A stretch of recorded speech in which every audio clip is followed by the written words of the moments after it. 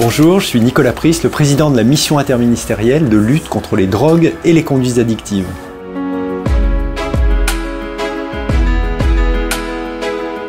La Mildeka, c'est une petite administration qui est placée directement auprès du Premier ministre.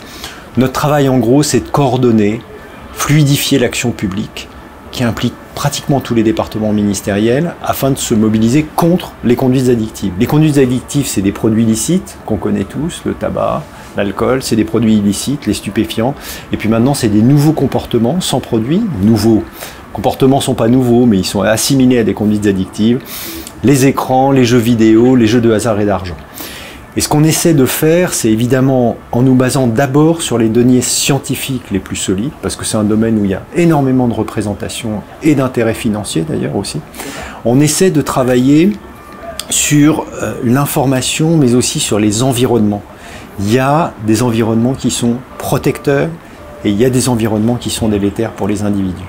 La famille, l'école, le milieu universitaire, mais aussi le milieu du travail qui peut avoir ses forces et ses faiblesses au regard des conduites addictives.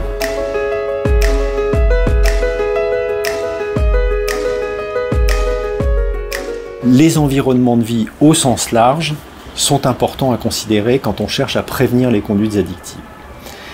Le travail, globalement, est un facteur de protection pour la santé. Il vaut mieux avoir un travail que pas de travail pour être en meilleure santé, et notamment pour ne pas consommer divers produits. Mais vous avez au sein des organisations du travail, au sein de la recherche parfois d'une performance un peu excessive, au travers aussi de la question des silences et des tabous qu'on véhicule autour de la question des drogues, des problèmes qui peuvent se nouer dans l'organisation du travail.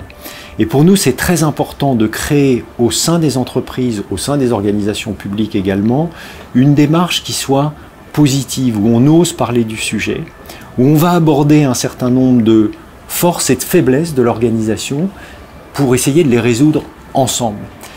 Et c'est pour ça qu'on prône que ce soit le management qui s'occupe de ce sujet-là, et pas simplement les services de prévention ou de médecine du travail, qui ont une partie de la solution, mais pas toute la solution.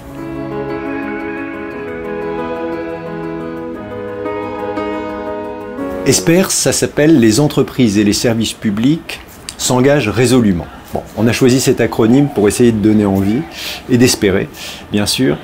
C'est une proposition qu'on fait aux dirigeants. Je vous disais tout à l'heure l'importance vraiment d'embarquer le management dans cette histoire-là. Et on pense que c'est une histoire vraiment gagnant-gagnant pour tout le monde.